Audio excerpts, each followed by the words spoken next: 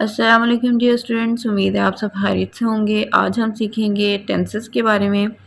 Tense होता है ज़माना, और ज़माने को हम तीन तरह से कैटेगराइज कर सकते हैं, तकसीम कर सकते हैं: प्रेजेंट, पास्ट एंड फ्यूचर। और फिर इन तीन ज़मानों को मज़ीद चार चार कैटेगरीज़ में डिवाइड किया जा सकता है। प्रेजेंट को present indefinite, present continuous, present perfect and present perfect continuous में डिवाइड किया जा सकता है। इसी तरह पास्ट को भी और फ्यूचर को भी किया जा सकता है। तो मेन ज़माने या टेंस जो हैं वो तीन हैं, और फर्दर इनकी चार चार कैटेगरीज हैं। तो टोटल 12 टेंसेस हम सीखेंगे इंशाल्लाह ताला। सबसे पहले हम प्रेजेंट टेंस की बात करते हैं। प्रेजेंट कहते हैं हाल को, जो मौजूदा ज़माना है। उसमें प्रेजेंट इंडेफिनिट टेंस फ़ेल हाल मुतलिक है। फ़ेल हाल मुतलिक वो टेंस होता है जो रूटीन को ज़ाहिर करता है, जो काम रेगुलरिटी के साथ होता है। जैसे हम रोज़ाना सुबह उठते हैं, वज़ू करते हैं, नमाज़ पढ़ते हैं, नाश्ता करते हैं, या सैर को जाते हैं, या स्कूल आते हैं, तो ये रूटीन के साथ हम काम करते हैं। तो उस टेंस को हम क्या कहते हैं? प्रेजेंट इंडेफिनिट टेंस, और उर्दू में होता है फ़ेल हाल मुतलिक, या इसको हम सिंपल प्रेजेंट टेंस भी कहते हैं। उर्दू में इसकी पहचान होती है कि जुमले के आखिर में ता है, ती है, ते हैं आता है। ता हूँ, ती हूँ भी हो सकता है, लेकिन नॉर्मली हम यही पढ़ाते हैं कि ता है, ती है, ते हैं आता है। जब उर्दू जुमले के आखिर में ये लिखा होगा ना, ता है, ती है, ते हैं, तो वहाँ से हमें आइडिया हो जाएगा कि ये कौन सा टेंस है, फ़ेल हाल मुतलिक, और इंग्लिश में क्या है? प्रेजेंट इंडेफिनिट टेंस या सिंपल प्रेजेंट टेंस।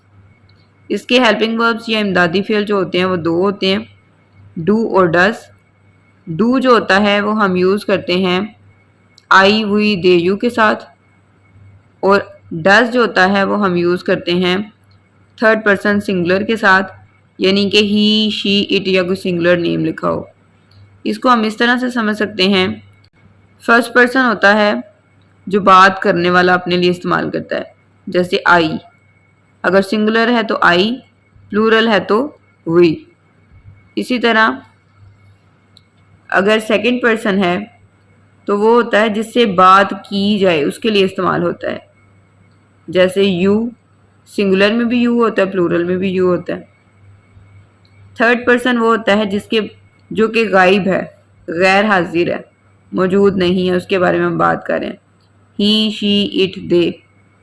इट बेजान चीज़ों के लिए भी हो सकता है, एनिमल्स के लिए भी हो सकता है।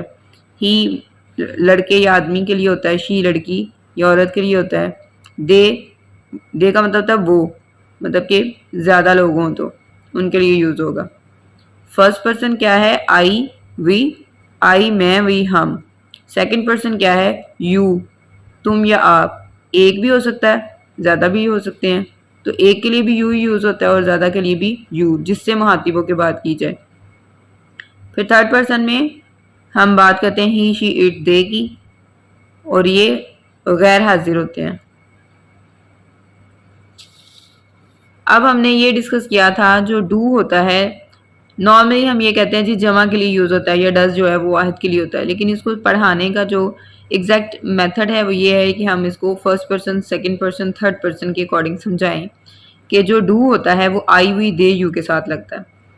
अब इसमें आई जो है वो प्लूरल तो नहीं है, ठीक है, लेकिन आई क्या है? आई फर्स्ट पर्सन सिंगुलर है। वी क्या है? फर्स्ट पर्सन प्लूरल है। दे क्या है? थर्ड पर्सन प्लूरल है। यू क्या है? सेकंड पर्सन सिंगुलर भी है, प्लूरल भी है। ठीक हो गया। अब अगर हम डज की बात करते हैं तो शुरू में हम बच्चों को आसानी के लिए कह देते हैं कि जी वाहिद के लिए डज यूज़ होता है, जब वाहिद सब्जेक्ट या फाइल, फाइल कहते हैं काम करने वाले को, काम करने वाला एक हो तो उसके साथ हम जो फॉर्म ऑफ वर्ब लगाएंगे, एस या येस का इजाफा करेंगे। लेकिन एग्जैक्ट इसका मेथड ये है कि हम स्टूडेंट को ये बताएं कि ही, शी, इट क्या है? ये थर्ड पर्सन है, ठीक है, थर्ड पर्सन सिंगुलर है, तो इनके साथ जब भी हम फॉर्म ऑफ वर्ब यूज़ करेंगे तो उसमें हम एस या येस का इजाफा करेंगे। उसके बाद आता है फेल की हालत या फॉर्म ऑफ वर्ब। इसमें हम first form of verb use करते हैं, और अगर फाइल या सब्जेक्ट काम करने वाला एक हो तो उसके साथ जो हम फर्स्ट फॉर्म लगाएंगे उसके साथ SES का इजाफा करते हैं। अब SES का इजाफा किस बेस पे करते हैं, डिपेंड करता है कि वो फॉर्म किन लेटर्स पे एंड हो रही है। अगर तो वो एंड हो रही हो S, SS, SH, CH, O, X, Z, तो फिर तो हम ES का इजाफा करेंगे उस फॉर्म के बाद, अदरवाइज हम सिर्फ S का इजाफा करते हैं। इसके अलावा इस टेंस में समझने वाली बात यह है कि जब हम मस्बत जुमला लिखते हैं, जो असर्टिव जुमला होता है या पॉजिटिव सेंटेंस होता है, तो उसमें हम डू या डस नहीं लगाते। जैसे अगर जुमला हो वो स्कूल जाती है, तो हम सबसे पहले सब्जेक्ट लिखेंगे, फिर वर्ब लिखेंगे, फिर ऑब्जेक्ट लिखेंगे। सब्जेक्ट क्या है, फाइल, काम करने वाला या काम करने वाली या काम करने वाले, उसको हम क्या कहते हैं, सब्जेक्ट या फाइल। तो वो सबसे पहले लिखा जाएगा, जैसे शी लिखा हुआ है। उसके बाद वर्ब लिखेंगे। वर्ब क्या है, जाना। जाना भी क्या है, काम करना है, ठीक है। वर्ब क्या है, काम, ज़माने के लिहाज से काम का करना, होना या सहना जो है वो वर्ब कहलाता है। तो यहाँ पे वर्ब क्या है, जाना, यानी कि उसको इंग्लिश में कहते हैं गो। अब उसके साथ SES का इजाफा हमने इसलिए करना है, पहली बात तो ये कि यहाँ सेंटेंस में जो फाइल है वो थर्ड पर्सन सिंगुलर है, तो उसके साथ हम जो फॉर्म ऑफ वर्ब लगा रहे हैं उसमें हमने SES का इजाफा करना। दूसरी बात ये कि हमने इसमें ES का ही क्यों इजाफा किया है, S का इजाफा क्यों नहीं किया, वो इस वजह से क्योंकि जो गो है वो O पे ख़त्म हो रहा है।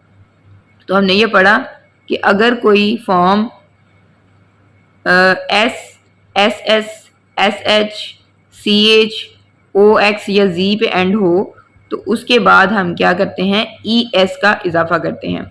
उसके बाद हमने टू लिखा। टू होता है किसी चीज़ की जानिब जाने के लिए हम इस्तेमाल करते हैं ना, टू लिखेंगे हम। उसके बाद है स्कूल। स्कूल क्या है, ऑब्जेक्ट। ऑब्जेक्ट कहते हैं मफूल को जिस पर काम वाक़या हुआ हो। तो हमने सबसे पहले सब्जेक्ट लिखा, फिर वर्ब लिखा, फिर ऑब्जेक्ट लिखा। ये था मस्बत जुमला, पॉजिटिव सेंटेंस जिसमें कोई नहीं वाली बात नहीं की गई, कोई सवालिया बात नहीं की गई, उसका स्ट्रक्चर इस तरह से होता है।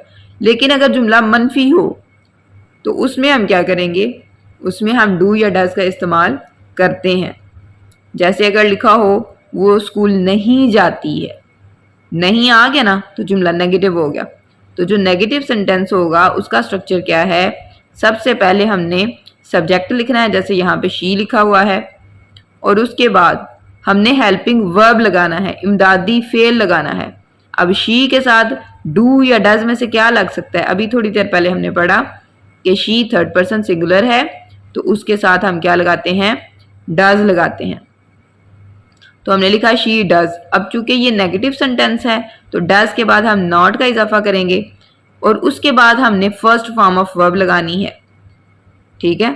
नॉट के बाद हमने फर्स्ट फॉर्म ऑफ वर्ब लगानी है और उसके बाद हमने टू लिखना है और उसके बाद हमने स्कूल यानी कि ऑब्जेक्ट लगाया।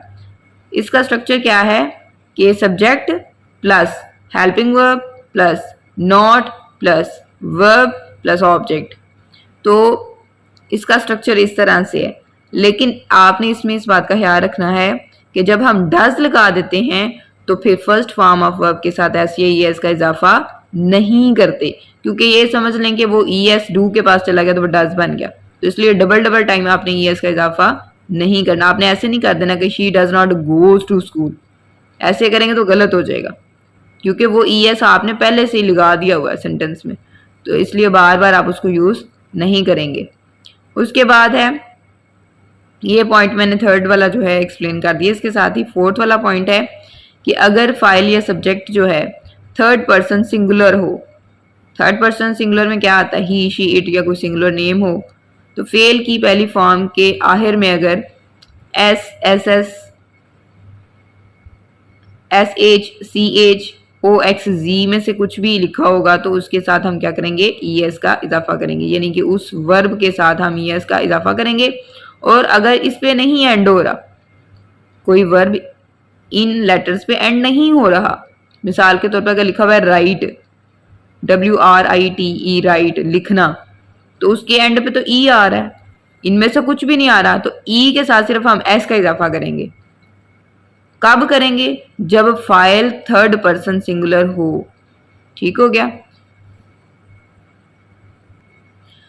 आज का हमारा टॉपिक यही था, प्रेजेंट इंडेफिनिट टेंस। उम्मीद है आपको समझ में आ गया होगा। इससे रिलेटेड आपने 32 सेंटेंसेस बनाकर देखने हैं।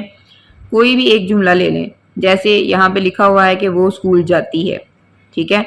इसका आपने पॉजिटिव जुमला भी बनाना है, नेगेटिव भी बनाना है, इंट्रोगेटिव भी बनाना है और नेगेटिव प्लस इंट्रोगेटिव भी बनाना है। किस तरह से? जैसे पॉजिटिव जुमला बनेगा she goes to school, negative बनेगा she does not go to school. इसी का अगर हम सवालिया बनाएं तो ये हेल्पिंग वर्ब शुरू में आ जाएगा, ठीक है। क्या वो स्कूल जाती है? Does she go to school. और अगर हम सवालिया और मनफी मिलाकर बनाएं तो वो इस तरह से बनेगा does she not go to school. सवालिया या इंट्रोगेटिव जुमलों के एंड पे क्वेश्चन मार्क लगता है।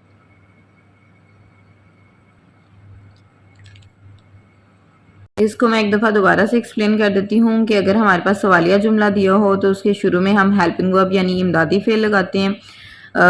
इमदादी फेल क्या है? या डू होगा या डज होगा। उसके बाद इसका स्ट्रक्चर ये होता है कि helping verb plus subject plus verb plus object. किस तरह से?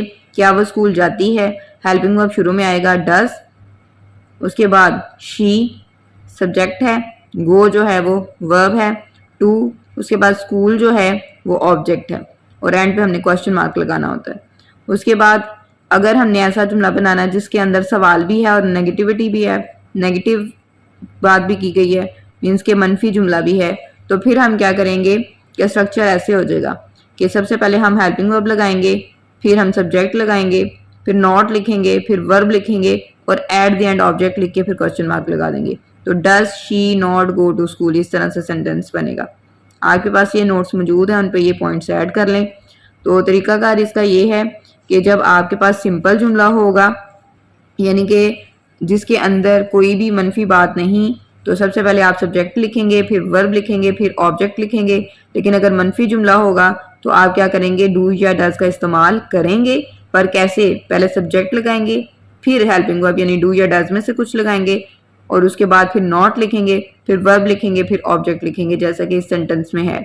फिर उसके बाद अगर आपके पास सवालिया जुमला है तो उसमें पहले आप हेल्पिंग वर्ब लिखेंगे, फिर सब्जेक्ट लिखेंगे, फिर वर्ब लिखेंगे, फिर ऑब्जेक्ट लिखेंगे। ये आप बार बार करेंगे तो आपको याद हो जाएगा। फिर at the end question mark भी पुट करेंगे। फिर अगर कोई जुमला इंट्रोगेटिव भी है और नेगेटिव भी है तो फिर आप किस तरह से करेंगे कि सबसे पहले हेल्पिंग वर्ब लिखेंगे, फिर सब्जेक्ट, फिर नॉट, फिर फर्स्ट फॉर्म ऑफ वर्ब, फिर उसके बाद टू लिख के, फिर उसके बाद टू डिपेंड करता है कि अगर सेंटेंस में रिक्वायर्ड है तो फिर हम ऐड कर लेंगे। टू होता है किसी की जानिब, ठीक है। उसके बाद स्कूल है, ये ऑब्जेक्ट है। तो इस तरह से आपने चार चार जुमले बनाने हैं कि हमारे पास जो पर्सनल प्रोनाउंस हैं he, she, it, I, we, they, you, और इसी तरह कोई नाम लिख के भी, ठीक है। जैसे आप किसी का भी नाम लिख सकते हैं, आप लिख सकते हैं एमन लिख सकते हैं, हंसा लिख सकते हैं, कुछ भी लिख सकते हैं। आप उस नाम के साथ भी जुमला बनाएं ताकि आपको प्रैक्टिस हो जाए कि प्रेजेंट इंडेफिनिट टेंस के जुमले किस तरह से बनाए जाते हैं। तो ये जो है टोटल 32 सेंटेंसेस बनेंगे और उसमें अगर आपको कोई हेल्प चाहिए हो या यहाँ से कुछ समझ नहीं आया लेक्चर से तो आप कमेंट में पूछ सकते हैं। Thank you.